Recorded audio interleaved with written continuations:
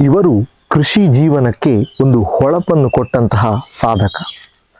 ಮಾವು, ಹಲಸು, ತರಕಾರಿ, ಔಷಧಿ ಸಸ್ಯಗಳು ಮತ್ತು ಹಣ್ಣಿನ ತಳಿಗಳನ್ನು ಸಂಗ್ರಹಿಸಿದಂತಹ ಸಂಗ್ರಾಹಕ. ಅದ್ಭುತವಾದಂತಹ ಜೀವನ ಅನುಭವಿ. ನಮ್ಮೊಂದಿಗೆ ಮಾಪಲ್ ತೋಟ ಸುಬ್ರಾಯ ಭಟ್ರಿದ್ದಾರೆ. ಅವರು ತಮ್ಮ ಜೀವನ ಅನುಭವಗಳನ್ನು ನಮ್ಮೊಂದಿಗೆ ಹಂಚಿಕೊಂಡಿದ್ದಾರೆ. ಇವತ್ತಿನ ಈ ವಿಡಿಯೋದಲ್ಲಿ ಅವರ ಜೀವನ ಅನುಭವಗಳನ್ನು ನೋಡಿಕೊಂಡು ಬರುವ, ಬನ್ನಿ.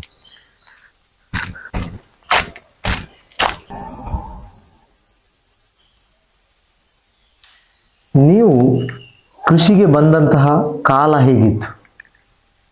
ನಾನು ಕೃಷಿಗೆ ಬಂದ ಸಮಯ 66ನೇ ಇಸ್ವಿ, 1966. ಆಗ ಜೀವನದ ಪದ್ಧತಿಗಿಂತಲೂ ಜೀವನದ ಹೊಟ್ಟೆ ತುಂಬಿಸುವಂಥ ಕಾಲ, ಕಷ್ಟದ ಕಾಲ. ಆಗ ಜೀವನ ಮಾಡುವಂಥದ್ದೇ ಕಷ್ಟ ಅಂತ ಹೇಳುವಂಥ ಪರಿಸ್ಥಿತಿ ಇತ್ತು. ಊಟ ಮಾಡಬೇಕಾದ್ರೆ ಒಂದು ಹೊತ್ತಿನ ಊಟ. ಆ ಇಸ್ವಿಯನ್ನು ಅರ್ಥ ಮಾಡಿಕೊಂಡಾಗ ಗೊತ್ತಾಗ್ತದೆ. ಮಾಡಬೇಕಾದ್ರೆ ಅವನು ಸ್ವಂತ ದುಡಿದು ಪ್ರತಿಯೊಂದು ಮಾಡಿಕೊಂಡು ಅವನ ಸ್ವಂತ ಕಟ್ಟಬೇಕಾದ್ರೆ ಕಷ್ಟ ಆಗಿಕೊಂಡಿತ್ತು. ತುಂಡು ಬಟ್ಟೆ ಜೀವನ ಅಂತಲೇ ಹೇಳಬೇಕು ಅವಾಗ. ಈಗ ಆಧುನಿಕತೆಗೆ 80ರ ನಂತರ ಸ್ವಲ್ಪ ಉತ್ತಮವಾಗಿದೆ. ಈಗೆಲ್ಲ ಬೇಕಾದಾಗ ನಮಗೆ ಮಾಡ್ಲಿಕ್ಕೆ ಆಗ್ತದೆ, ಬೇಕಾದಷ್ಟು ಸಿಗ್ತದೆ. ನೀವೀಗ ಈ ಕೃಷಿಯಲ್ಲಿ ಇಷ್ಟು ಅನುಭವವನ್ನು ಪಡಿಲಿಕ್ಕೆ ಹೇಗೆ ಸಾಧ್ಯ ಆಯಿತು? ಏನೋ ಒಂದು ಮನಸ್ಸಿಗೆ ಒಂದು ಸಾಧಿಸಬೇಕು ಅಂತ ಹೇಳಿ ಖಂಡಿತ ಶುರುವಿಗೆ. ಈ ಸಾಧಿಸೋದಂದರೆ ಯಾವ ರೀತಿ ಅಂತ ಹೇಳುವಂಥ ಒಂದು ಆ ಕ್ವಶನ್ ಮಾರ್ಕ್ ಹಾಕಿದಾಗೆ ಜೀವನ. ಹೌದು, ಮುಂದೆ ಏನಂತ ಗೊತ್ತಿಲ್ಲ. ಎರಡನೇ, ನನಗೆ ಒಂದು ಹುಡುಗುತನ ಅವಾಗ. ಇತ್ಲಾಗಿ ನಾನು ಹುಡುಗನೂ ಅಲ್ಲ, ಒಬ್ಬ ಯವನೂ ಅಲ್ಲ, ವೃದ್ಧಾಪ್ಯವನೂ ಅಲ್ಲ. ಈ ಹುಡುಗತನದಲ್ಲಿ ಒಂದು ಜೀವನದ ಒಂದು ಮಾಡಿಕೊಂಡು ಹೊರಟವ. ಆಗ ಸಾಧಿಸಬೇಕು. ಹೇಗೆ ಸಾಧಿಸೋದು ಗೊತ್ತಿಲ್ಲ. ಕಣ್ಣಿಗೆ ಕಂಡದ್ರೆ ಸಾಧಿಸೋದು. ಅದು ಸಾಧಿಸುವಾಗ ಪ್ರತಿಯೊಂದು ಕೆಲಸಗಳನ್ನು ಆಲೋಚನೆ ಇಲ್ಲದೆ ಮಾಡಿಕೊಂಡಿರಲಿಲ್ಲ. ಅಂದರೆ ಅದಕ್ಕೆಲ್ಲ ಮೂಲ ಕಾರಣ ಆರ್ಥಿಕತೆ. ಈ ಆರ್ಥಿಕ ಅಂತ ಹೇಳುವಾಗ ಎಲ್ಲರ ರೀತಿಯ ಆರ್ಥಿಕತೆ ನನಗೆ ಅಲ್ಲ, ಸ್ವಲ್ಪ ಇದರಲ್ಲಿ ಉತ್ತಮ ಇತ್ತು. ಅಂದರೆ ಮುಖ್ಯವಾದ ಜೀವನ ಪದ್ಧತಿ ಗದ್ದೆ ಬೇಸಾಯ. ಗದ್ದೆ ಊಟಕ್ಕೆ ಒಂದು ಸರಿಯಾಗಿ ನಾವು ಸ್ವಂತ ಮಾಡಿದ ಕಾರಣ ಊಟಕ್ಕೆ ಬೇಕಾದಷ್ಟು ಇತ್ತು. ಆ ಚಿಂತನೆ ಇಲ್ಲದ ಕಾರಣ ಬದುಕುವುದು ಅಂತ ಹೇಳುವಂಥ ಒಂದು ಭಾವನೆ ಆ ಕಾಲದಲ್ಲಿ ಬಂದು ಹೋಗಿದೆ. ಆ ಸಮಯದ ಜೀವನದ ಮನೆಯಲ್ಲಿ ನಾವು ಬೆಳೆಸಿದಂಥ ಭತ್ತ, ಅಕ್ಕಿ ಮಾಡಿದರೆ ಎಷ್ಟೋ ಜನಿಗೆ ದಾನವಾಗಿ ಕೊಟ್ಟದ್ದು ಉಂಟು. ಆ ಕೊಟ್ಟದ್ದೇ ಇವತ್ತು ನನ್ನ ಈ ರೀತಿಯ ಒಂದು ಜೀವನಕ್ಕೆ, ಅಂದರೆ ನಾನು ಈ ರೀತಿ ಹೋಗ್ಬೇಕಾದ್ರೆ ಅದೇ ಒಂದು ಮೂಲ ಆಧಾರ ಅಂತ ನಾನು ಹೇಳ್ಬೋದು. ದಾನ ಮಾಡಿದಂಥ ವ್ಯವಸ್ಥೆಗಳು. ಎರಡನೇದು, ಇಲ್ಲಿಂದ ನಮ್ಮ ಮನೆಯಿಂದ ನಮಗೆ ಪೇಟೆಗೆ ಹೋಗಬೇಕಾದ್ರೆ ನಡ್ಕೊಂಡೇ ಹೋಗಬೇಕು. ಅಲ್ಲಿ ವ್ಯವಸ್ಥೆಗಳು ಯಾವುದೂ ಇಲ್ಲ ನಮಗೆ. ಹೊಳೆ ದಾಟಿಕೊಂಡು ವಾಹನ ಯಾವುದೇ ಸೌಕರ್ಯ ಇಲ್ಲದೆ 5 ಮೈಲು ಬೆಳಿಗ್ಗೆ ಹೋಗ್ಬೇಕು, ಸಾಯಂಕಾಲ ಬರಬೇಕು. ಎಂಥ ಸಾಮಾನು ಬೇಕಿದ್ದರೂ ನಡ್ಕೊಂಡೇ ಹೋಗಿ ಹತ್ತಿರದ ಪೇಟೆ ಅಂದರೆ ಸುಳ್ಯಪೇಟೆಗೆ ಹೋಗಿ ತಗೊಂಡು ಬರಬೇಕು. ಆದರೆ ಸುಳ್ಯಪೇಟೆ ಆ ಸಮಯದಲ್ಲಿ ಸುಳ್ಯಪೇಟೆ ದೊಡ್ಡ ಪೇಟೆ ಆಗಿರಲಿಲ್ಲ. ಏನಿದ್ರೆ ಆಗ ಪುತ್ತೂರಿಗೆ ಹೋಗ್ಬೇಕಿತ್ತು. ಜೀವನದ ಬಹಳ ಕಷ್ಟದ ಸಮಯಗಳು ಅಂತಲೇ ಹೇಳಬೇಕು. ಆಗ ಜೀವನ ಮಾಡಿದವರು ಇವತ್ತಿಗೆ ಧೈರ್ಯ ಉಂಟು. ನೀವೀಗ ಕೃಷಿಯ ಎಲ್ಲ ರಂಗದಲ್ಲೂ ತೊಡಗಿಸಿಕೊಳ್ಳಿಕ್ಕೆ ನಿಮಗೆ ಹೇಗೆ ಸಾಧ್ಯ ಆಯಿತು? ಏನೋ ಒಂದು ಸಾಧಿಸಬೇಕು. ಜೀವನ ಅಂತ ಹೇಳುವಾಗ ಇವತ್ತಿಗೆ ಸಾಧಿಸುವಂತ ಕೇಳಿದರೆ, ವಿದ್ಯೆ ಕಲಿತಿತ್ತು, ಉದ್ಯೋಗಕ್ಕೆ ಹೋದಾಗ ಯಾವುದಾದ್ರು ಒಂದು ಹಿಡ್ಕೊಂಡು ITO BTO ಇನ್ನು ಯಾವುದಾದ್ರು ಒಂದು ರೂಪದಲ್ಲಿ ಅದರ ಸಾಧಿಸು ಅಂತ ಹೇಳಿದ್ರೆ ಆಗ ಆಗಲ್ಲ. ಸಾಧಿಸಲಿಕ್ಕೆ ಬೇಕಾಗಿ ನಮಗೆ ಶಾಲೆಗೆ ಹೋಗ್ಬೇಕಾದ್ರೆ ಕಷ್ಟ. ನಾನು ಕಲಿತದ್ದು ಪುತ್ತೂರಿನಲ್ಲಿ. ವರ್ಷದಲ್ಲಿ 3 ಸತಿ ಮನೆಗೆ ಬರುವಂಥದ್ದು. ಹಾಸ್ಟೆಲ್ ಇದ್ದು ಜೀವನ ಮಾಡಿದ್ದು.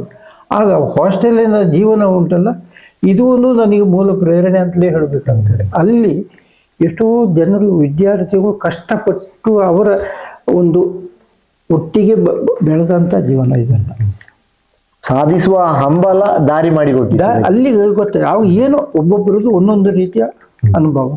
ಆಗ ನಮ್ಮ ಹಾಸ್ಟೆಲ್ನ ವಾರ್ಡನ್ನು ಭಾಳ ಇವತ್ತು ಕಾಣ್ತದೆ. ನಾವು ತಪ್ಪು ಮಾಡಿ ಅವತ್ತು ಕಲಿಯುವಾಗ ಮಾಡಿದ ತಪ್ಪು ಈಗ ನಮಗೆ ಅದನ್ನು ಅನುಭವ ಬರ್ತದೆ. ಆಗ ಆ ವಾರ್ಡನ್ ಅಂತ ಹೇಳುವಂಥ ವ್ಯಕ್ತಿಯ ನಮಗೆ ಮಾರ್ಗದರ್ಶನ, ಖರ್ಚು ವೆಚ್ಚ ಜೀವನದ ಕಷ್ಟಗಳ ಅವರ ನಮ್ಮ ಆ ರೀತಿಯ ನಮ್ಮ ಬೆಳೆಸಿದ್ದಾರೆ. ಅವಾಗ ಅದೇ ನಮ್ಮ ಒಂದು ಜೀವನದ ಒಂದು ಪದ್ಧತಿಗೆ ಮೂಲಕ. ಆಹಾರಗಳಲ್ಲಿ ಆದರೂ ಅಷ್ಟೇ ಸ್ವಾವಲಂಬಿಯಾಗಿ ಬದುಕಬೇಕು ಅಂತ ಹೇಳುವಂಥ ಅವರ ಮಿತ್ರರು ಪಾಠ ಕಲಿಸಿಕೊಟ್ಟಿದ್ದಾರೆ ಅವಾಗ. ಅದೇ ಇವತ್ತು ನಮ್ಮ ಈ ರೀತಿಯ ಒಂದು ಹಠ ಬಂದದ್ದು. ತಳಿ ಸಂಗ್ರಹಕ್ಕೂ ಆದರೂ ಅಷ್ಟೇ. ಅಲ್ಲಿ ಮುಖ್ಯವಾಗಿ ನಾನು ಪ್ರಕೃತಿ ಪ್ರಿಯ. ಪ್ರಕೃತಿಯಲ್ಲಿ ಏನೆಲ್ಲ ಉಂಟು ಅದೆಲ್ಲ ನನ್ನ ಎದುರು ಸಿಕ್ಕಬೇಕು, ಇಷ್ಟೇ ನನಗೆ ಯಾವ ಕಲ್ಪನೆ. ಅದನ್ನು ನನಗೆ ಏನಾದರೂ ವಿಶೇಷತೆ ಉಂಟೋ, ನನಗೆ ಆಗ್ತದೋ ಅಂತ ಕೇಳುವಂಥದ್ದು ನನಗೆ ಅದರ ಬಗ್ಗೆ ಆಗುವ ಜ್ಞಾನವೂ ಇಲ್ಲ. ಎಲ್ಲಿ ಕಣ್ಣಿಗೆ ಯಾವ ವಿಶೇಷತೆ ಕಾಣ್ತದೆ ನನ್ನಲ್ಲಿಲ್ಲದು ತಂದು ಬೆಳೆಸುವಂಥದ್ದು. ಅದು ಒಳ್ಳೇದಾಗಿರ್ಬೋದು ಕೆಟ್ಟದೇ ಆಗಿರ್ಬೋದು, ಅದು ತಳಿ ಉಳಿಬೇಕು. ಅಲ್ಲಿ ಒಟ್ಟು ತಳಿ ಉಳಿಬೇಕು. ನಾವಲ್ಲೇ ನನ್ನ ಒಂದು ಭಾವನೆ ಬಂದ್ರಿ. ಈಗ ಇದು ಮೊಬೈಲ್ ಯುಗ. ಈಗ ನಿಮ್ಮ ಕಾಲದಲ್ಲೆಲ್ಲ ಮೊಬೈಲೇ ಇರಲಿಲ್ಲ. ಅಂತಹ ಸಂದರ್ಭದಲ್ಲಿ ನೀವು ಯಾವ ರೀತಿಯಲ್ಲಿ ಈ ತಳಿಗಳನ್ನು ಸಂಗ್ರಹಿಸ್ತಾ ಇದ್ದೀರಿ? ಆ ಸಮಯದಲ್ಲಿ ಯಾರನ್ನು ಮೊಬೈಲ್ ಇರಲಿಲ್ಲ, ಫೋನ್ ಇರಲಿಲ್ಲ, ಯಾವುದೂ ಇಲ್ಲ. ನಡ್ಕೊಂಡೇ ಹೋಗ್ತಾ ಇದ್ದದ್ದು. ನಡ್ಕೊಂಡು ಹೋಗುದು. ಮನುಷ್ಯನ ಮಾತಿನ ಸಂಪರ್ಕವೇ ಅಲ್ಲದೆ ಬೇರೆ ಯಾವುದೂ ಇರಲಿಲ್ಲ. ಮತ್ತೆ ಲಾಸ್ಟಿಗೆ ಪತ್ರದ ಒಂದು ಅಭ್ಯಾಸ. ಅಲ್ಲಿಂದ ಅನುಭವ ಬರ್ಲಿಕ್ಕೆ ಶುರುವಾದ್ದು. ಈಗ ನೀವು ಸುಮಾರು ಎಷ್ಟು ಮಾವಿನ ತಳಿಗಳನ್ನು ಸಂಗ್ರಹಿಸಿರ್ಬೋದು? ಸಾಧಾರಣ ಒಂದು 200ಕ್ಕಿಂತ ಮೇಲ್ಪಟ್ಟು ಇರ್ಬೋದು. ನಾನು ಇಲ್ಲಿ ನಮ್ಮಲ್ಲಿ ಇರುವಂತ ತಂದೆಯವರು ಕಲೆಕ್ಟ್ ಮಾಡಿದಂತ ಆ ಸಮಯದ ಅದು ವಿಶೇಷವಾದ ಕಾಡು ತಳಿಗಳು ಇತ್ತು. ಅದರಲ್ಲೂ ವಿಶೇಷವಾದ ಮಾವಿನ ಹಣ್ಣುಗಳು ಆ ಸಮಯದ್ದು. ಅವರು ಉಳಿಸಿಕೊಂಡು ಬಂದದ್ದನ್ನು ಮರಗಳು ಇವತ್ತು ನಾನು ಉಳಿಸಿಕೊಂಡು ಬಂದಿದ್ದೇನೆ. ಆ ಸುರಿಗೆ ನಾನು 40-40 ವೆರೈಟಿ ಹತ್ರ ಉಂಟು ಅಂತ ಹೇಳಿ. ನಂತರ ಅದೇ ಮುಖ್ಯ ನನಗೊಂದು ಪ್ರೇರಣೆ ಬಂತು. ಇನ್ನು ಎಲ್ಲಿ ಉತ್ತಮ ಉಂಟು ಅಂದ್ರೆ ಕೇಳಿದುಕೊಳ್ಳಿ ಎಲ್ಲರೂ ಅದು ಅಲ್ಲಿ ನನ್ನಲ್ಲಿ ಉಂಟು, ನನ್ನಲ್ಲಿ ಉತ್ತಮ ಅಂತ. ಇದಕ್ಕೆ ಸುತ್ತು ಬಂದದ್ದು ನಾನು ಉಂಟು. ಅಲ್ಲಿ ಹೋಗಿ ಅದರ ನೋಡುವಾಗ ನನ್ನ ಸಂಗ್ರಹಕ್ಕೆ ಹೇಳಿದಂತ ತಳಿಗಳು ಸಿಕ್ಕಲಿಲ್ಲ. ಆಗ ಸಂಗ್ರಹಕ್ಕೆ ಅಂತ ಹೇಳಿದುಕೊಳ್ಳಿ ಅದು ಸಂಗ್ರಹ ಮಾಡ್ಬೋದು, ಆದ್ರೆ ಅದಕ್ಕೆ ನಾನು ಒಂದು ಮಾನದಂಡ ಕಟ್ಟಿಟ್ಟಿದ್ದೇನೆ. ಸಂಗ್ರಹಕ್ಕೆ ಇಂತಿಷ್ಟೇ ಬೇಕು ಅಂದ್ರೆ ಲೋಕಲಿ ಎಲ್ಲಾ ಕಡೆಯಲ್ಲೂ ಸಿಗ್ತದೆ. ನಮ್ಮ ಸ್ಥಳವು ಸೀಮಿತವಾಗಿರ್ತದೆ. ಆ ಸೀಮಿತ ಸ್ಥಳಕ್ಕೆ ಎಷ್ಟು ಬೇಕು ಅದೇ ಅತ್ಯುನ್ನತ ಇರುವಂತ ನಾವು ಸಂಗ್ರಹ ಮಾಡ್ಲಿಕ್ಕೆ ಹೊರಟದ್ದು. ಹಾಗೆ ಕೆಲವು ಕಡೆಗೆ ಹೋದ ಊರಿನಲ್ಲಿ ಊರ ತಳಿಗಳಲ್ಲೂ ನನಗೆ ಕೆಲವು ವಿಷಯಗಳು, ಕೆಲವು ಮರಗಳದ್ದು ಸಿಕ್ಕಿತ್ತು. ಅದರಲ್ಲಿ ಲಾಸ್ಟಿಗೆ ಈಗ ನೋಡಿದಾಗ ನಮಗೆ ನನ್ನ ತಂಗಿ ಮನೆಯಲ್ಲಿ ರಾಗಾವಳಿಯಲ್ಲಿ ಒಂದು ಮಿಡಿ ಮಾವು ಉಂಟು. ನನ್ನ ಪ್ರಕಾರ ಬಹಳ ಶ್ರೇಷ್ಠವಾದ ಮಾವಿನಕಾಯಿ. ಎಲ್ಲಿ ಉಂಟು ಅಂತ ಹೇಳಿಕೊಂಡು ಹುಡುಕಿಕೊಂಡು ಸುಮಾರು ಹೋದೆ. ಆದರೆ ನನ್ನ ಮಾನದಂಡ ಯಾವಾಗ ಸಿಕ್ಕಿತು ಅಂತ ಕೇಳಿ ಶೇಡ್ಯಾಪು ಜನಾರ್ದನ ಮಠದಲ್ಲಿ ಒಂದು ಮಿಡಿ ಸಿಕ್ಕಿತ್ತು. ಅದೇ ಈ ವರ್ಷ ಮರ ಬಿತ್ತು ಅಂತೇಳಿ ಗೊತ್ತಾಯಿತು. ಅದರ ಈ ವಾಟ್ಸಪ್ ಗ್ರೂಪಿನಲ್ಲಿ ಎಲ್ಲರೂ ಹಾಕಿದ್ರೆ ಅಲ್ಲಿಯ ಪುನಃ ಮರ ಇಲ್ಲ ಅಂತ ಹೇಳುವಂಥದ್ದು ಆಯಿತು. ನಾನು ಇಲ್ಲಿ ಉಂಟು ಅಂತ ಹೇಳುವಾಗ ಅವರು ಸಂತೋಷಪಟ್ಟು ನನಗೆ ಒಂದು ಮಾತೆ ಹೇಳಿದ್ರು, ನೀನು ಉಳಿಸಿದೀಯ ಅಂತ ಹೇಳುವಂಥದ್ದು.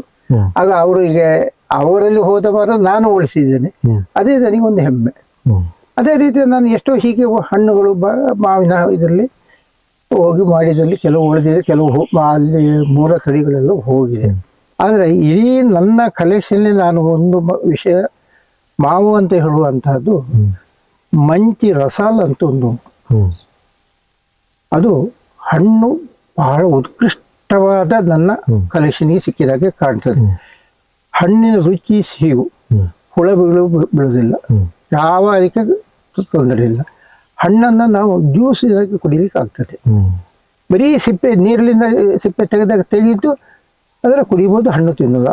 ಅದರ ಆನಂದ ಯಾವ ಮಾವಿಗೂ ಬರ್ಲಿಕ್ಕಿಲ್ಲ ಅಂತ ಹೇಳುವಂಥದ್ದು ನನ್ನ ಅನಿಸಿಕೆ.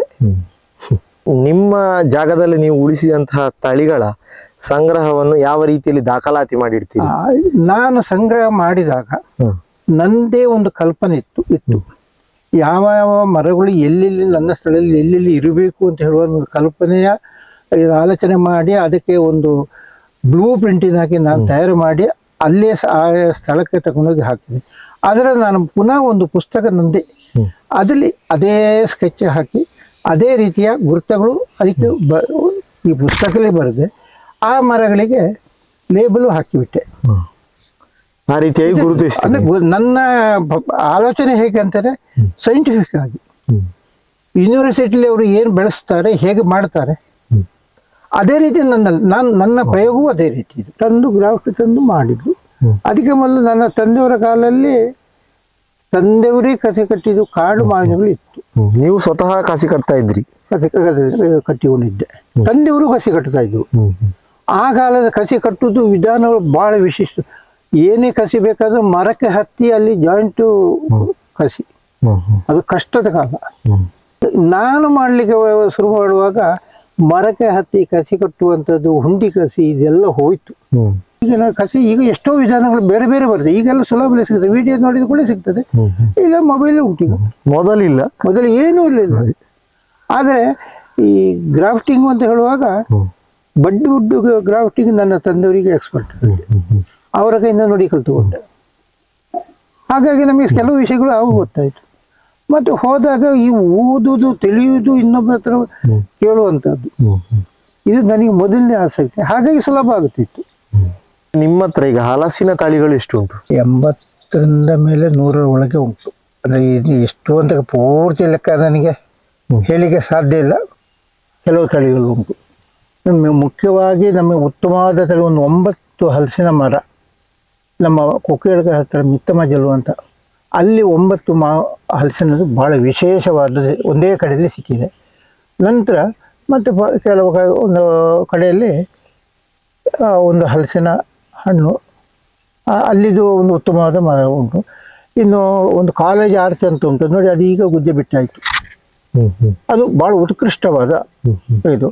ಇನ್ನು ಹೊರಗಿನ ನಾನು ಕಲೆಕ್ಷನ್ ಮಾಡುವ ತಲ್ವಾನ ಅಂತ ಹೇಳಿ ಒಂದು ಕಡೆಯಿಂದ ಸಿಕ್ಕಿದೆ, ಅದು ಉತ್ಕೃಷ್ಟ. ಅಂದರೆ ಪ್ರತಿಯೊಂದು ಅದಕ್ಕೂ ಒಂದು ಮಾನದಂಡ, ಶ್ರೇಷ್ಠತೆ ಒಂದು 70% ಮಾರ್ಕು ನನಗೆ ಅದಕ್ಕೆ ಕೊಡುವಾಗಿ ಇರಬೇಕು. ಅದಕ್ಕೆ ತಳಿ ಸಂಗ್ರಹ ಮಾಡುವಂತಹ ತಳಿಗಳು ಯಾವ ರೀತಿಯಾಗಿರ್ಬೇಕು ಅಂತ ಈಗ ಒಂದು ಇಂಥದ್ದೇ ಮಾನದಂಡ ಅಂತ ಇರ್ತದಲ್ಲ, ಆ ಮಾನದಂಡಗಳು ಏನು? ಅಂದರೆ ಸುರುವಿಗೆ ಹಣ್ಣು ಉತ್ತಮವಾದ ಪರಿಮಳ, ಗಟ್ಟಿ, ನಂತರ ಆ ಕಲ್ಲರು ಮುಖ್ಯ ಇರಬೇಕು. ಎರಡನೇದು ಆದಷ್ಟು ಬೇಗ ಆಗುವಂಥದ್ದು. ಮಳೆಗಾಲ ಆಗುವ ಮೊದಲೇ ಆದರೆ ಅದೊಂದು ವಿಶೇಷವಾಗಿರ್ತದೆ. ಎರಡನೇದು ನಾವು ಪದಾರ್ಥ ಮಾಡೋದ್ರಲ್ಲಿ ಇರುವಂಥದ್ದು. ಗುಜ್ಜೆಯಿಂದ ಶುರುವಾಗಿ ಹಣ್ಣಾಗೋಲ್ವರೆಗೆ ಕಾಯಿಯ ಬೇರೆ ಬೇರೆ ರೂಪದಲ್ಲಿ. ಆದರೆ ಅದರಲ್ಲಿ ಮುಖ್ಯವಾಗಿ ನಮಗೆ ನಾನು ಸುಲಭ ಕಂಡು ಹುಡುಕಿದ್ದು ಹಲಸೆ ಹಣ್ಣನ್ನು ನಾವು ಮುಳುಕನ ಅಂತ ನಾವು ಹೇಳ್ತೇವೆ. ಅಂದರೆ ಎಣ್ಣೆಯಲ್ಲಿ ಹಾಕಿ ಕರೆದು ಮಾಡುವಂಥದ್ದು. ಆಗ ಅದರ ಹಣ್ಣನ್ನು ನಾವು ಎಣ್ಣೆಗೆ ಹಾಕಿ ಅದರ ಮಾಡಿದಾಗ ಅದು ಗಟ್ಟಿಯಾಗಿ ಗರಿಯಾಗಿ ಪರಿಮಳಯುತವಾಗಿ ಬಂದಾಗ ಅದು ಶ್ರೇಷ್ಠತೆ. ಅದು ಎಲ್ಲರಿಗಾಗ್ತದೆ ನಿಶ್ಚಯ. ಎರಡನೇದು ಅದು ಮೆತ್ತಗೆ ಬಂದರೂ ಹೋಯ್ತು. ಆದರೆ ನಾನು ನನ್ನ ಅನುಭವದ ಪ್ರಕಾರ ನಾನು ಹಣ್ಣು ನೋಡಿದ ಕೂಡಲೇ ಒಂದು ಹಣ್ಣು ತಿಂದ ಕೂಡಲೇ ನಾನು ಅದಕ್ಕೆ ಹೇಳ್ತೇನೆ, ಮಾನದಂಡ ನನಗೆ ಅಭ್ಯಾಸ ಆಗಿದೆ. ಹಲಸಿನ ಗ್ರಾಫ್ಟ್ ಆಗುತ್ತದೆ ಅಂತ ಹೇಳುವಂಥದ್ದೇ ಯಾರಿಗೂ ಗೊತ್ತಿರಲಿಲ್ಲ. ಗೊತ್ತಾದ ಹೇಗಂತ ಹೇಳಿದ್ರೆ ನಮ್ಮ ಸಮೃದ್ಧಿ ಗೆಳೆಯರ ಬಳಗ ಪುತ್ತೂರು, ಅಲ್ಲಿ ನಮಗೆ ಈ ವಿಷಯಕ್ಕೆ ಒಂದು ಪ್ರಸ್ತಾಪ ಬಂತು. ಹಲಸಿನ ಗ್ರಾಫ್ಟ್ ಮಾಡೋದು ಯಾರು, ಹೇಗೆ ಅಂತ ಹೇಳುವಂಥ ವಿಷಯ ಬಂತು. ಅಂದರೆ ಪ್ರತಿಯೊಬ್ಬರಿಗೂ ಹಲಸಿನ ಗ್ರಾಫ್ಟ್ ಆಗ್ತಿರಲಿಲ್ಲ, ಗೊತ್ತೂ ಇಲ್ಲ. ಕುಂಬಾಡಿ ವೆಂಕಟರಮಣ ಭಟ್ರು ಇದು ಆಗ್ತದೆ ಅಂತೇಳಿ ಹೇಳಿದರು. ನಮ್ಮ ಇದರಲ್ಲಿ ಕೆಲವರು ಜನ ಹೇಳಿ ಆಗ್ತದೆ ಅಂತ ಹೇಳಿ, ಆದರೆ ಮಾಡಿದವರು ಯಾರು ಇರಲಿಲ್ಲ. ಆಗ ನಾನು ಎಲ್ಲಿ ಒಂದು ಕಡೆ ಹೀಗೆ ಹೋದಾಗ ಒಂದು ಕಡೆಯಲ್ಲಿ ಕಂಡದ್ದು ಹೆಬ್ಬಲ್ಸ ಗಿಡಕ್ಕೆ ಗ್ರಾಫ್ಟ್ ಮಾಡಿದ್ದು ಕಣ್ಣಿಗೆ ಕಂಡಿತ್ತು. ಅದೇ ನನ್ನ ಕುತೂಹಲ. ಅಲ್ಲಿಂದ 1 ವರ್ಷ ಸಾಧನೆ ಮಾಡಿದ್ದೇನೆ ಹಲಸಿನ ಗ್ರಾಫ್ಟ್ ಮಾಡಲಿಕ್ಕೆ, 93. ಹಾಗೆ ಮಾಡಿ 1 ವರ್ಷದ ಮಾಡಿ ಮತ್ತೆ ಅದರ ಅಡಿಕೆ ಪತ್ರಿಕೆ ಅದರ ಮಾಡುವ ವಿಧಾನಗಳು ಹೇಳಿದೆ. ಅಲ್ಲಿಂದ ನಂತರ ನನಗೆ ಆಸಕ್ತಿ ಹಿಡಿದು ಅದೇ ಕೆಲಸಕ್ಕೆ ವರ್ಷಂಬರತಿ ಅದೇ ಕೆಲಸ ಮಾಡಿದೆ. ಆಗ ಟೈಮು ಮಾತ್ರ ಎಲ್ಲ ಟೈಮಲ್ಲಿ ಆಗ್ತಿರ್ಲಿಲ್ಲ. ಕಾರಣ ಅಂತೇಳಿ ವಾತಾವರಣದ ಬಿಸಿ ಇರುವಂಥದ್ದು ಕಡಿಮೆ ಇತ್ತು ಆವಾಗ. ಈಗ ಆದರೆ ಯಾವ ಸಮಯಕ್ಕೆ ಹೇಗೆ ಮಾಡಿದರೂ ಇವತ್ತು ಹಲಸಿನ ಗ್ರಾಫ್ಟ್ ಮಾಡಲಿಕ್ಕೆ ಆಗ್ತದೆ. ಟೆಂಪ್ರೇಚರ್ ಜಾಸ್ತಿ ಆಗಿದೆ ಈಗ. ಮೊದಲು ಟೆಂಪ್ರೇಚರ್ ಕಡಿಮೆ ಇದೆ, 30 ಡಿಗ್ರಿಲಿ 30-31 ಒಳಗೆ ಇರ್ತಿತ್ತು. ಆಗ ಬಡ್ಡು ಗ್ರಾಫ್ಟ್ ಮಾಡಲಿಕ್ಕೆ ಕಷ್ಟ ಆಗ್ತಿತ್ತು. ಆಗ ಆ ಸಮಯದ ಹಲಸಿನ ಗ್ರಾಫ್ಟ್ ವಿಶೇಷವಾಗಿ ನಾನೇ ಒಂದು ಕೆಲಸ ಮಾಡಿದಂತೆ ಧೈರ್ಯವಾಗಿ ಹೇಳ್ಬೋದು. ಅದರ ನಂತರ ನನ್ನ ಕೈಯಿಂದ ಎಷ್ಟೋ ಜನ ಕಲಿತರು, ಅವರ ಅನುಭವ ಮೇರೆಗೆ ಸಾಧಿಸಿಕೊಂಡು ಹೋದರು. ನಿಮಗೆ ಔಷಧಿ ಸಸ್ಯದ ಸಂಗ್ರಹಗಳ ಆಸಕ್ತಿ ಹೇಗೆ ಹುಟ್ಟಿಕೊಂಡಿತು? ನನ್ನ ತಂದೆಯವರು ಔಷಧಿ ಕೊಟ್ಟುಕೊಂಡಿದ್ದರು. ಮತ್ತು ಆಗ ಔಷಧಿ ಗಿಡಗಳು ಆವಾಗಲೇ ಅವರು ಬೆಳೆಸಿಕೊಂಡಿದ್ದರು. ಆಗ ಅವರ ಕೈಯಲ್ಲಿ ಕೇಳಿ ಹೀಗೆ ಮಾತಾಡುವ ನನಗೆ ಸಸ್ಯಗಳ ಪರಿಚಯ ಆಯಿತು. ಮತ್ತು ಇಲ್ಲಿ ಪ್ರಕೃತಿಯಾಗಿ ಇರುವಂಥ ಸಸ್ಯಗಳು ತುಂಬ ಬೇಕಾದಷ್ಟಿತ್ತು. ಆಗ ಅದನ್ನು ನೋಡಿ ನಾನು ಅದರ ಸ್ವಲ್ಪ ಅನುಭವ ಪಟ್ಟುಕೊಂಡೆ. ವೆಂಕಟರಾಮ ದೈತೋಟ ಇದ್ದು ಅವರು ನನ್ನಲ್ಲಿಗೆ ಬಂದು ಸ್ವಲ್ಪ ಜಾಗ ನೋಡಿ ಆಗುವಾಗ ಅವರಿಗೆ ಔಷಧಿಗಳ ಸಂಗ್ರಹ, ಅವರಲ್ಲಿ ಇಲ್ಲದಂಥ ಔಷಧಿ ಸಂಗ್ರಹಗಳು ನಮ್ಮಲ್ಲಿ ಸಿಕ್ಕಿದೆ. ಆಗ ಹೆಚ್ಚಿನ ಸಸ್ಯಗಳ ಪರಿಚಯ ಆಯಿತು ನನಗೆ. ಇರುವಂಥ ಸ್ಥಳ ಅಂತ ಹೇಳಿ ಅವರು ಹೇಳಿದರು, ಇದರಲ್ಲಿ ಜಾಗ್ರತೆ ಉಳಿಸಿಕೊಳ್ಬೇಕು ಅಂತ ಹೇಳಿ. ಅಲ್ಲಿನ ನಂತರ ನನಗೆ ಔಷಧಿಯ ಬಗ್ಗೆ ಬಹಳ ಒಂದು ಸಂತೋಷ, ಅಭಿಮಾನ ಶುರುವಾಯಿತು. ಇದು ಕುತೂಹಲಕ್ಕಾಗಿ ಹೋದ ಕೆಲಸ ಪ್ರಕೃತಿ ಉಳಿಸುವಾಗೆ ಆಯಿತು. ಈ ಕುತೂಹಲವೇ ನಮ್ಮ ಮುಖ್ಯ ಉದ್ದೇಶ ಬೇಕಿದಕ್ಕೆ. ಯಾವುದೇ ಕುತೂಹಲ ಇಲ್ಲದಿದ್ದರೆ ನಮಗೆ ಉಳಿಸ್ಲಿಕ್ಕಾಗುವುದಿಲ್ಲ. ಅದರಿಂದಾಗಿ ಈ ಸಸ್ಯಗಳು ಉಳಿತಾ ಬಂತು. ಪ್ರತಿಯೊಂದು ಮರಗಳಲ್ಲಿಯೂ ಔಷಧಿಗಳು ಉಂಟು. ಅವನ ಆಸಕ್ತಿ ಅವನು ತಿಳ್ಕೊಳ್ಳುವಂಥದ್ದು. ಪುಸ್ತಕ ನೋಡಲೇಬೇಕಾಗ್ತದೆ ಅವಾಗ. ಈಗ ನೀವೇನಾದರೂ ಔಷಧಿ ಕೊಡೋದ್ರ ಬಗ್ಗೆ ಕಲ್ತಿದ್ದೀರಾ? ನಾನು ಇದುವರೆಗೂ ಮಾಡಲಿಲ್ಲ. ಉದ್ದೇಶ ಅಂತ ಕೇಳಿದರೆ ಕಲ್ತಿದ್ದೇನೆ, ಆದರೆ ಔಷಧಿ ಕೊಡಲಿಕ್ಕೆ ನನಗೆ ಅದಕ್ಕೆ ಒಂದು ಫಲ ಅಂತ ಉಂಟು. ನನಗೆ ಅದಕ್ಕೆ ಔಷಧಿ ಕೊಡಲಿಕ್ಕೆ ಗುರು ಅಂತ ಹೇಳುವಂಥ ಸಿಕ್ಕಲಿಲ್ಲ. ತಂದೆಯವರು ನನಗೆ ಅದರ ಹೇಳಲಿಲ್ಲ. ತಂದೆಯವರು ಔಷಧಿ ಕೊಡ್ತಾರೆ, ಅತ್ಯುನ್ನತವಾದ ಉಪಯುಕ್ತವಾದ ಔಷಧಿಗಳನ್ನು ಅವರು ಕೊಡ್ತಿದ್ರು. ತಂದೆಯವರು ಏನು ಅಂತೇಳಿ ಸುಟ್ಟ ಗಾಯಗಳಿಗೆ ಒಂದು ಹುಚ್ಚು ಹಿಡಿದವರಿಗೆ ಹುಚ್ಚು ಬಿಡಿಸುವಂಥ ಔಷಧಿ ಅವರು ಮಾಡ್ತಿದ್ರು. ಇದು ಬಹಳ ವಿಶೇಷವಾದ ಕೆಲವು ಅವ್ರ ಹತ್ರ ಔಷಧಿಗಳಿತ್ತು. ಆ ಕಾಲದಲ್ಲಿ ಒಂದು ವಿಷಯ ಅಂತ ಕೇಳಿ ಗಿಡ ತೋರಿಸುವ ಒಂದು ಅಭ್ಯಾಸ, ಹೆಸರು ಹೇಳುವ ಅಭ್ಯಾಸ ಇಲ್ಲ. ನಾನು ಅದನ್ನು ನೋಡಿಕೊಂಡು ಮತ್ತೆ ಪುಸ್ತಕಗಳು ಓದಿಯಾಗ ನನಗೆ ಅನುಭವ ಬಂತು. ಸ್ವಪ್ರಯತ್ನ ಅಂದ್ರೆ ಮುಖ್ಯವಾಗಿ ನನಗೆ ಆಸಕ್ತಿಯೇ ಇದು. ಆಸಕ್ತಿ ಎಲ್ಲಿ ಬರ್ತದೆ ಅಂತ ಹೇಳಿಗೂ ಗೊತ್ತಿಲ್ಲ. ಕಲಿಯುವಂಥದ್ದು ಎಷ್ಟು ಕಲಿತು ಮುಗೀತು ಅಂತ ಹೇಳುವಂಥದ್ದು ಇಲ್ಲಿ ಪ್ರತಿನಿತ್ಯವೂ ಕಲಿಯುವಂಥದ್ದು. ನೀವೀಗ ತರಕಾರಿ ಬೆಳೆಯುವಂಥದ್ದು ಮತ್ತೆ ಅದರ ಬೀಜಗಳ ಸಂಗ್ರಹಣೆ ಮಾಡುವಂತಹ ಅದರ ಬಗ್ಗೆ ನಿಮ್ಮ ಅನುಭವ ಏನು? ತರಕಾರಿ ಅಂತ ಹೇಳುವಾಗ ನಾನು ಮೊದಲೇ ನನ್ನ ತಂದೆಯವರೇ ತರಕಾರಿಯಲ್ಲಿ ಅವರು ಬಹಳ ಪರಿಣಿತಿ ಪಡೆದವರು. ಅವರು ತರಕಾರಿ ದಿವಸ ಒಂದರ ಕನಿಷ್ಠ 10 kg ಅಷ್ಟು ಅವರಿಗೆ ದಿವಸಕ್ಕೆ ಮನೆ ಊಟಕ್ಕೆ ಬೇಕಾಗಿ ಉಳಿತ್ತು. ಅಂದರೆ ಎಲ್ಲ ದಿವಸಕ್ಕೆ 4-5 ರೀತಿಯ ಪದಾರ್ಥ ಅವರಿಗೆ ಬೇಕಾಗಿ. ಆಗ ಅವರ ಸಂಗ್ರಹ ಅವರು ಮಾಡಿದಂತ ನೋಡಿಕೊಂಡು ನನಗೆ ಒಂದು ಜ್ಞಾನ ಬರಲಿಕ್ಕೆ ಶುರುವಾಯಿತು. ಉತ್ತಮ ತಳಿ ಯಾವುದು ಏನು, ಮತ್ತೆ ಹೀಗೆ ಎಲ್ಲ ಕಡೆ ಹೋಗಿ ಕಣ್ಣಲ್ಲಿ ನೋಡುವಾಗ ಅಲ್ಲಿ ಆಳದ ತರಕಾರಿಗಳು ತಿಂದು ಇದೆಲ್ಲ ನೋಡುವಾಗ ಇಲ್ಲಿ ನಮ್ಮಲ್ಲಿ ಇರುವಂತಹ ಕೆಲವು ಮೂಲ ತಳಿಗಳು ಅದು ಉತ್ತಮ. ಉದಾಹರಣೆಗೆ ಹೇಳೋದಿದ್ರೆ ಈಗ ಸೌತೆ, ಮಳೆಗಾಲ ಮಾಡುವಂಥ ಸೌತೆ ಕೆಂಪು ತಿರುಳಿದು ಶ್ರೇಷ್ಠ ಅಂತ ಹೇಳುವಂಥ ನನಗೆ ಈಗಲ್ಲ, ನಾನು ಮೊದಲೇ ಗೊತ್ತು, ನಾನು ಕಲೆಕ್ಷನ್ ಮಾಡಿ ನಾವು ಮಾಡ್ತಾ ಇದ್ದು. ಈಗ ಕಳೆದ ವರ್ಷದಿಂದ ಕೆಂಪು ತಿರುಳಿದು ಬಹಳ ಶ್ರೇಷ್ಠ ಅಂತ ಹೇಳಿ ಈಗ ಹೇಳಲಿಕ್ಕೆ ಹೊರಟಿದ್ದಾರೆ. ಆದರೆ ಇದೇ ಉದಾಹರಣೆ ಅಂತ ಹೇಳಿ ನಾನು ಮೊದಲೇ ಮಾಡ್ತಾ ಇದ್ದೆ, ನನ್ನಲ್ಲಿ ಉಳಿದಿದೆ. ಹಾಗೆ ನಿಮಗೆ ಉದಾಹರಣೆ ಅಷ್ಟೇ, ಹೀಗೆ ಪ್ರತಿಯೊಂದು ತಳಿಗಳು ಬದನೆಯಲ್ಲಿ ನಮಗೆ ಉತ್ತಮವಾದ ಕೆಲವು ತಳಿಗಳು ಅಳೆದು ಹೋಯ್ತು ಅಂತ ಹೇಳ್ಬೋದು. ಅದ್ರಲ್ಲಿ ಉತ್ತಮವಾದ ಆ ಸಪೂರ ಜಾತಿಯ ತಳಿ ಬದನೆ ತಳಿ ಅಳೆದು ಹೋಗಿದೆ. ಎಲ್ಲಿಯೋ 1-2 ಕಡೆಯಲ್ಲಿ ಉಂಟು. ಈಗ ನಮ್ಮಲ್ಲಿ ಅದರ ತಳಿ ಉಂಟು. ಬೀಜ ಸಂಗ್ರಹ ಮಾಡುವುದರಿಂದ ಸರಿಯಾಗಿ ಅದು ಬೆಳಿಬೇಕು. ಅದು ಅಲ್ಲೇ ಹಣ್ಣಾಗಿ ಒಣಗಿಕೊಂಡು ಬರುವಾಗ ತೆಗೆಯುವಂಥದ್ದು. ಎಲ್ಲಕ್ಕಿಂತಲೂ ಸಂಗ್ರಹ ಅಂತ ಹೇಳುವಾಗ ಪ್ರಥಮತ ಶುರುವಿಗೆ ಬಂದ ಕಾಯಿಗಳ ತೆಗೆದು 2ನೇ ಹಂತದಲ್ಲಿ ಬರುವಂತ ಕಾಯಿಗಳನ್ನೇ ಉಳಿಸಿಕೊಳ್ಬೇಕು. ಅಕೆರೆ ಹಂತದ ಉಳಿಸಬಾರ್ದು. ಅಕೆರೆ ಹಂತ ಯಾಕೆ ಉಳಿಸಬಾರದು ಅಂತ ಹೇಳಿ ನಿಮಗೆ ರೋಗಗಳು ಬಂದಿರ್ತದೆ, ಪರಾಗಸ್ಪ ಆಗಿರ್ತದೆ, ಆವಾಗ ಅದೆಲ್ಲ ವ್ಯತ್ಯಾಸ ಆಗಿರ್ತದೆ.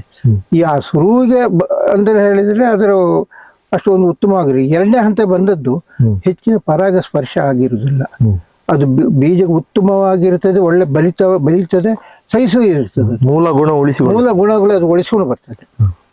ಒಂದದು. ಈಗ ಉದಾಹರಣೆ ಪಡವಲಕಾಯಿ ಅಂತ ಹೇಳ್ತಾರೆ ಈಗ, ಅಂದ್ರೆ ಪಟ್ಲಕಾಯಿ ಅಂತ. ಇವತ್ತು ಎಲ್ಲಿಂದ ಕೇಳಿದ್ರು ನೋಡಿದ್ರು ಹೋದ್ರು ಎಲ್ಲ ಸಣ್ಣ ದಪ್ಪದ ಹೈಬ್ರಿಡ್. ನಮ್ಮ ಮೂಲ ತಳಿಗಳ ಉದ್ದ ಜಾತಿಯ ಪಡವಲಕಾಯಿ ಇವತ್ತು ಬಹಳ ಕಷ್ಟ ಇಲ್ಲ. ಅಂತ ಜಾತಿಗಳು ಉಳಿಸಬೇಕು, ಅದನ್ನು ಉಳಿಸಬೇಕಾದ್ದು. ಇನ್ನು ಹೀರೆಕಾಯಿ ಅಂತದ್ದು ಅದು ಮೂಲ ತಳಿಗಳು ನಮ್ಮ ಹಳ್ಳಿಲಿ ಇರುವಂತಹ, ಅದೆಲ್ಲ ಪರಿಮಳ ರುಚಿ. ನೀವೀಗ ಎಲ್ಲಾ ವಿಷಯದಲ್ಲಿ ಇಷ್ಟು ಜ್ಞಾನ ಪಡೀಲಿಕ್ಕೆ ಹೇಗೆ ಸಾಧ್ಯವಾಯಿತು? ಪುಸ್ತಕ ಓದೋ ಹುಚ್ಚಿದ್ದ ಕಾರಣ ನನಗೆ ಅದರಲ್ಲೇ ಜ್ಞಾನ ಬರಲಿಕ್ಕೆ ಶುರುವಾಯಿತು. ಅಂದರೆ ಯಾವ ಪುಸ್ತಕ ಇದ್ದರೂ ನನಗೆ ಒಂದು ಓದುವಂಥದ್ದು ಕುತೂಹಲ. ಎಷ್ಟೇ ಇದರಲ್ಲಿ ಸಣ್ಣ ಪುಸ್ತಕ ಆದರೂ ಅದು ಒಂದು ಕುತೂಹಲ, ಮಕ್ಕಳ ಪಾಠ ಪುಸ್ತಕ ಆದರೂ ಅದು ಕುತೂಹಲ. ಆ ಪುಸ್ತಕಗಳ ಓದಿದಾಗ ನಮಗೆ ಏನು ಅನುಭವ ಬರ್ತದೆ, ಅದರ ತಿಳ್ಕುವಷ್ಟು ಶಕ್ತಿ ನಾವು ಕಲ್ತುಕೊಂಡಿರ್ಬೇಕು. ಯಾವುದೆಲ್ಲ ರೀತಿಯ ಪುಸ್ತಕಗಳನ್ನು ಸಂಗ್ರಹಿಸಿದ್ದೀರಿ? ಮೊದಲು ವೇದಗಳಿಗೆ ಸಂಬಂಧಪಟ್ಟಂತೆ ಪುಸ್ತಕಗಳು, ತಂದೆಯವರ ಕಾಲದಲ್ಲಿ ಕೆಲವು ಪುಸ್ತಕಗಳು ಸಂಗ್ರಹಿಸಿಟ್ಟಿದ್ದಾರೆ. ವೇದದ, ಸಂಸ್ಕೃತ, ಕನ್ನಡದ ಕೆಲವು ಕಡಿಮೆ. ನಾನು ಪುನಃ ವೇದಗಳ ಪುಸ್ತಕಗಳ ಸಂಗ್ರಹ ಮಾಡಿದೆ. 4 ವೇದಗಳದ್ದು ಪುಸ್ತಕಗಳು ಉಂಟು, ಕೆಲವು ಸ್ಮೃತಿಗಳು ಉಂಟು, ಉಪನಿಷತ್ತುಗಳು ಉಂಟು. ಅಷ್ಟು ಅದು ಒಂದು ವಿಭಾಗ. ಎರಡನೇ ಇನ್ನೊಂದು ಜ್ಯೋತಿಷಕ್ಕೆ ಹೋಗುವ ಜ್ಯೋತಿಷದ ಸಂಬಂಧಪಟ್ಟಂತೆ ಪುಸ್ತಕಗಳು ಅದು ಬೇರೆ ಇದೆ. ಇನ್ನು ಕೃಷಿಗೆ ಸಂಬಂಧಪಟ್ಟದ್ದು ಅಂತ ನೋಡುವ ಅದಕ್ಕೆ ಸಂಬಂಧಪಟ್ಟಂಥ ಪುಸ್ತಕಗಳು ಸುಮಾರು ವ್ಯತ್ಯಾಸಗಳಿದೆ. ಹೋಮಿಯೋಪತಿಗೆ ಹೋಗುವ ಹೋಮಿಯೋಪತಿ ಪುಸ್ತಕಗಳು ಸಂಗ್ರಹ ಉಂಟು. ಯುನಾನಿಗೆ ಹೋಗುವಾಗ ಯುನಾನಿ ಕೆಲವು ಪುಸ್ತಕಗಳು ಉಂಟು. ಇನ್ನು ವಾಸ್ತುವಿಗೆ ಹೋಗುವ ವಾಸ್ತು ಸಂಗ್ರಹದ ಪುಸ್ತಕಗಳು ಬೇರೆ ಉಂಟು. ಔಷಧಿ ಸಂಗ್ರಹದ ಪುಸ್ತಕ ತುಂಬ ಅಗಾಧವಾಗಿ ಉಂಟು. ಇನ್ನು ಪುರಾಣಗಳು ಅದು ಉಂಟು. ಇನ್ನು ಕೆಲವು ಉತ್ತಮವಾದ ವ್ಯಕ್ತಿಗಳ ಜ್ಞಾನ ಇರುವಂಥ ತಪಸ್ವಿಗಳ ಅಂಥ ಪುಸ್ತಕಗಳು ಸಂಗ್ರಹ ಉಂಟು. ಸಂಗ್ರಹದ ಪುಸ್ತಕ ಭಂಡಾರಗಳಲ್ಲಿ ಯಾವ ಪುಸ್ತಕ ಸಾಧಾರಣ ಉಂಟು ಅದೆಲ್ಲ ಹೆಚ್ಚಿದೆಲ್ಲ ನಮ್ಮ ಹತ್ರ ನಾನು ಕಲೆಕ್ಷನ್ ಮಾಡಿ ಇಟ್ಟುಕೊಂಡಿದ್ದೇನೆ. ನಿಮ್ಮಲ್ಲಿ ಸುಮಾರು ಎಷ್ಟು ಪುಸ್ತಕಗಳ ಸಂಗ್ರಹ ಇರ್ಬೋದು? 100 ಪುಸ್ತಕದ ಮೇಲೆ ಉಂಟು. ಎಲ್ಲ ಪುಸ್ತಕ ಓದಿರುವಂತ? ಎಲ್ಲ ಹೆಚ್ಚಿದೆಲ್ಲ ಓದಿದ್ದೇನೆ. ಕೆಲವು ಪುಸ್ತಕಗಳು ಓದುವಂಥದ್ದು ಉಂಟು, ಇನ್ನೂ ಉಂಟು. ಓದಿ ಅದು ಮುಗೀತು ಅಂತ ಹೇಳಲಿಕ್ಕೆ ಆಗುದಿಲ್ಲ. ಅಂದರೆ ಕೆಲವು ಪುಸ್ತಕಗಳಲ್ಲಿ ಹೇಗಂತ ಹೇಳಿದನ್ನೇ ಪುನಃ ಪುಸ್ತಕಗಳಲ್ಲಿ ಸಿಗ್ತದೆ. ಆದರೆ ಮುಖ್ಯ ವಿಷಯಗಳನ್ನು ನಾವು ಅದರಲ್ಲಿ ಮುಖ್ಯ ನೋಡಿಕೊಂಡು ನಾನು ಅದರ ಆಲೋಚನೆ ಮಾಡಿ ಗುರ್ತ ಮಾಡಿ ಇಟ್ಟುಕೊಂಡಿದ್ದೇನೆ. ಅಧ್ಯಯನ ನಿರಂತರ. ಈಗ ನಿಮ್ಮ ವಯಸ್ಸು ಎಷ್ಟು? ಈಗ 77. ಹಿಂದೆ ಕಲಿತು ಮಾಡಿದಂಥ ಆ ಒಂದು ಜೀವನದ ಮೇಲೆ ಇನ್ನೂ ಸಾಧಿಸಬೇಕು ಅಂತೇಳಿ ಕಾಣ್ತಾ ಉಂಟು. ಆದರೆ ವಯಸ್ಸು ಸ್ವಲ್ಪ ಕಷ್ಟ ಆಗ್ತದೆ. ನೀವೀಗ ನಿವೃತ್ತಿ ಜೀವನದಲ್ಲಿದ್ದೀರಿ. ಈಗ ನಿಮ್ಮ ಜೀವನ ಹೇಗುಂಟು? ನನ್ನ ನಿವೃತ್ತಿ ಜೀವನ ಅಂತ ಹೇಳೋದಿದ್ರೆ ನಾನು ಸಂತೋಷದಲ್ಲಿದ್ದೆ ಅಂತಲೇ ಹೇಳ್ತೇನೆ. ಅಂದರೆ ನಾನು ಮಾಡಿದ ಯಾವ ಕೆಲಸಗಳೇ ಆಗಲಿ ಪ್ರತಿಯೊಂದಲ್ಲೂ ನಾನು ಅದಕ್ಕೆ ಒಂದು ಸಾಧಿಸಿದ್ದೇನೆ. ಸಂತೃಪ್ತಿ ಜೀವನ. ಕೆಲವರಿಗೆ ಈ ವೃತ್ತಿ ಜೀವನದಲ್ಲಿ ಅವರಿಗೆ ತೃಪ್ತಿ ಇರುವುದಿಲ್ಲ. ಅವರು ಗೊಂದಲಮಯವಾಗಿ ಈಗ ನನಗೆ ಹಾಗಲ್ಲ. ಈ ಪುಸ್ತಕ, ಈ ಜ್ಞಾನ ದೇವರು ಕೊಟ್ಟದ್ದು. ದೇವರು ಕೊಟ್ಟದ್ದು ಯಾಕೆ ಅಂತ ಕೇಳಿದರೆ ಈ ಜ್ಞಾನ ಸಂಪತ್ತು ಉಂಟಲ್ಲ, ಅದೇ ನಮ್ಮ ಆತ್ಮ ತೃಪ್ತಿ. ಮತ್ತು ಜೀವನಕ್ಕೆ ಬೇಕಾದಷ್ಟು ಮೊದಲು ಮಾಡಿ ಆಗಿದೆ, ಅದು ಸಾಕು. ಕೊನೆಯದಾಗಿ ನಮ್ಮ ವೀಕ್ಷಕರಿಗೆ ನೀವು ಏನು ಹೇಳಲಿಕ್ಕೆ ಇಷ್ಟಪಡ್ತೀರಿ? ನಮ್ಮ ಯುವ ಜನತೆ ಯಾವ ಹಾದಿಯಲ್ಲಿ ಹೋದ್ರೆ ಉತ್ತಮ? ಇದಕ್ಕೆ ಈ ಪ್ರಶ್ನೆಗೆ ಉತ್ತರ ನನ್ನ ಜೀವನದ ಸುರಿಂದಲೇ ನಾನು ನಿಮಗೆ ತಿಳಿಸ್ತಾ ಬಂದೆ. ಇದರ ವಿಷಯ ತಿಳಿದಾಗ ಕೆಲವು ಮಾಹಿತಿಗಳು ಗೊತ್ತಿರ್ತದೆ. ಆದರೆ ಈಗಿನ ವಿದ್ಯಮಾನಕ್ಕೆ ಪ್ರತಿಯೊಬ್ಬ ಜನತೆ ಇವತ್ತು ವಿದ್ಯೆ ಕಲ್ತರೆ ಸಾಲದು. ವಿದ್ಯೆ ಕಲ್ತಕೊಳ್ಳಿ ಜ್ಞಾನಾರ್ಜನೆ ಪುಸ್ತಕ ಮುಖ್ಯ. ಪುಸ್ತಕ ಯಾಕೆ ಅಂತ ಅಲ್ಲಿ ಬರುವಂಥ ಲೇಖನಿಗಳು ಉಂಟಲ್ಲ, ಅವರವರ ಮನದಾಳದಿಂದ ಬರುವಂಥದ್ದು. ಎರಡನೇ, ಇವತ್ತಿನ ಜಾಗ ಬಹಳ ನನಗೆ ಬೇಸರ ಸಂಗತಿ ಪೇಪರ್ ಓದೋ ಅಭ್ಯಾಸ ಬಿಟ್ಟು ಹೋಗಿದೆ. ಪೇಪರ್ ಓದುವಂಥದ್ದು ಅದು ಬಹಳ ಅಗತ್ಯ ಇತ್ತು. ಅಲ್ಲಿ ಪ್ರತಿಯೊಂದು ವಿಷಯಗಳು ಒಬ್ಬೊಬ್ಬನ ಒಂದು ಮನದಾಳದಿಂದ ಅಲ್ಲ, ಇನ್ನೇನು ಅವನ ಜ್ಞಾನವನ್ನು ಅವ ಬರೆದಿರ್ತಾನೆ. ಆದರೂ ನಾವು ನೋಡಬೇಕು. ಬರೀ ರಾಜಕೀಯ ಆಗಲಿ ಬಾಕಿ ಅದು ಪ್ರಥಮ ಪೇಜಲ್ಲಿ ಇರ್ತದೆ, ಅದಲ್ಲ. ಒಳಗಿನ ಇರುವಂಥ ಆ ಆರ್ಟಿಕಲ್ಸ್ ಅದರ ಓದಿದಾಗ ನಿಮಗೆ ಪ್ರತಿಯೊಂದು ಜೀವನದ ಒಂದು ಸಂದೇಶ ಅರ್ಥ ಆಗ್ತದೆ. ಇದು ಇವತ್ತಿನ ಜನಾಂಗ, ಇವತ್ತಿನವರು ಕಲಿಯಬೇಕು. ಆ ಕ್ರಮಕ್ಕೆ ಹೋಗದಿದ್ದಾಗ ಮುಂದೆ ಏನಾದೀತು ಅಂತ ಕೇಳಿದರೆ ಅವನ ಜ್ಞಾನ ಸೀಮಿತವಾಗಿ ಈ ಮೊಬೈಲ್ ಇದರಲ್ಲಿ ಇರ್ತದೆ. ಆ ಹಿಂದೂ ಸಂಸ್ಕೃತಿ ಯಾವುದೆಲ್ಲ ಜ್ಞಾನ ಉಂಟು ಅದೆಲ್ಲ ನಾವು ಪಡ್ಕೊಳ್ಳೇಬೇಕು. ಆಗ ನಮ್ಮ ಮನೋಧರ್ಮ ಒಂದು ರೀತಿಯ ದೃಢತೆಯಿಂದ ಸಂತೋಷದಿಂದ ನಾವು ಬದುಕಲಿಕ್ಕೆ ಸಾಧ್ಯತೆ ಉಂಟು. ಇದು ನನ್ನ ಸಂದೇಶ. ಇವತ್ತಿನ ವಿಡಿಯೋದಲ್ಲಿ ಒಬ್ಬ ಅದ್ಭುತ ತಳಿ ಸಂಗ್ರಾಹಕನನ್ನು ನೋಡಿಕೊಂಡು ಬಂದೆವು. ಇವತ್ತಿನ ವಿಡಿಯೋ ತುಂಬಾನೇ ಇಂಟ್ರೆಸ್ಟಿಂಗ್ ಆಗಿತ್ತು ಅಂತ ಹೇಳಿ ಭಾವಿಸ್ತೇನೆ. ಇಷ್ಟ ಆದರೆ ವಿಡಿಯೋವನ್ನು ಲೈಕ್ ಮಾಡಿ. ಇನ್ನೊಂದು ಹೊಸ ವಿಷಯದೊಂದಿಗೆ ಮುಂದಿನ ವಿಡಿಯೋದಲ್ಲಿ ಸಿಗ್ತೇನೆ. ನೋಡ್ತಾ ಇರಿ ಕನ್ನಡ ವಿಪುಲ ನ್ಯೂಸ್. ನಮಸ್ಕಾರ.